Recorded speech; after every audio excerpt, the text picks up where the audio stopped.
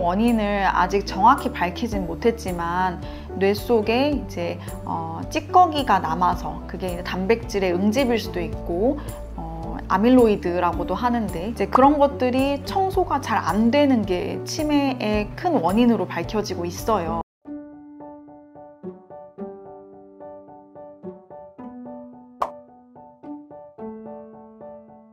잠이랑 치매는 정말 많은 관련이 있습니다.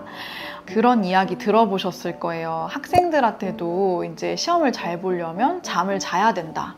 잠을 자야 이제 단기 기억이 장기 기억화돼서 시험 볼 때 떠오를 수 있다. 이제 이 말은 무슨 말이냐면 잠이라는 과정을 통해서 단기에 기억됐던 걸 장기 기억화할 수 있다는 거거든요. 근데 이제 치매라고 하는 게 최근의 기억이 상실되어 가는 질환이거든요. 그러니까 장기 기억하는 과정이 안 그래도 안 되는데 만약 여기에 불면이 선행되어 있다면 애초에 장기 기억이 잘 안 되는 조건들이 많이 갖춰져 있는 거죠. 그래서 잠을 잘 주무셔야 치매를 예방할 수 있다는 굉장히 좀 유의미한 이야기입니다.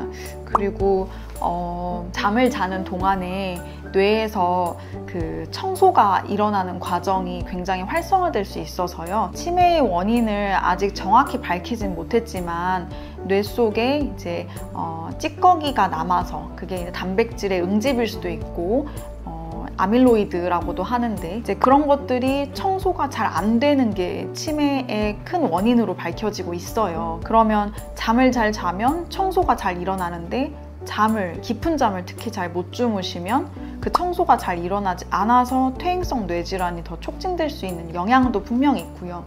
그리고 또 이제 사실 불면 환자분들이 정말 많고 연세가 들어가실수록 잠을 못 주무시는 분들은 더 많거든요. 근데 이제 그런 경우에 수면제를 섭취하시게 되는데 수면에 도움이 되는 약들도 섭취하시게 되고 이제 그런 약물들이 뇌를 지속적으로 기능을 좀 이렇게 억제하는 쪽으로 가서 그걸 장기간 투약하게 되면 인지 기능에 도움이 되지 않는다는 연구는 끊임없이 나오고 있습니다. 그래서 불면을 관리해야 인지 기능에 도움이 되고 그게 치매 예방으로 이어질 수 있고 이건 너무 분명한 사실입니다. 잠은요 사실 양보다 질이 더 중요하기는 합니다.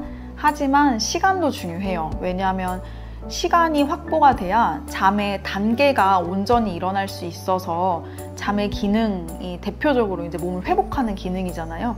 그걸 다 해내실 수 있거든요. 저는 7시간에서 8시간 정도는 잠의 시간을 확보하시는 게 중요하다라고 말씀드립니다.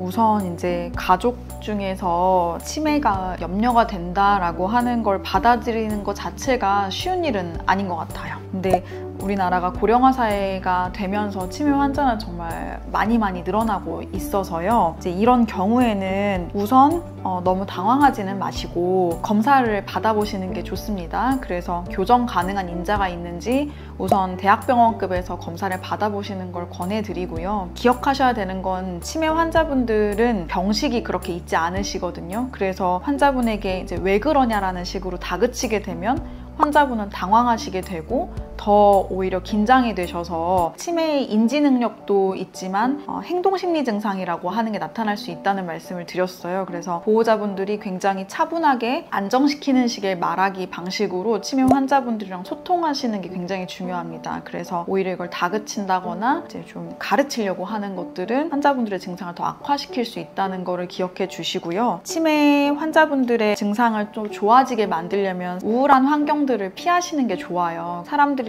좀 이야기할 수 있는 환경에 노출될 수 있게끔 조성을 한다거나 가족들이랑도 좀 시간을 만약 보내실 수 있다면 좀 그렇게 해보시는 게 좋을 것 같고요. 그리고 이제 치매가 오기 전에 우리가 정상이 있고 정상 노화의 건망증 수준이 있고 치매 전 이제 경도인지 장애라고 하는 게 있거든요. 네, 이제 경도인지 장애는 치매 정도로 본인이 일상생활 수행 동작을 못 하시는 건 아니에요. 그래서 기억력만 좀 떨어졌을 뿐이지 일상생활이 가능하신 그 영역도 있으시거든요.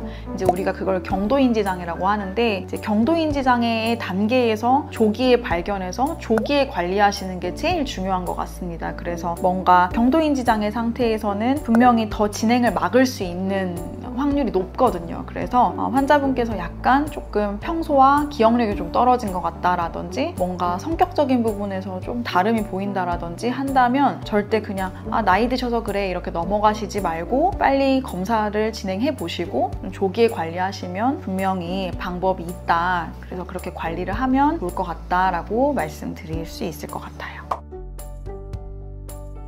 제가 최근에 봤던 연구 중에서 인삼을 장기 복용했을 때 알츠하이머 치매가 예방될 수 있다, 이런 연구를 본 적이 있는데요. 이제 인삼뿐만 아니라 원지, 석창포 이렇게가 흔히 말하는 총명탕에 들어가는 재료들이거든요.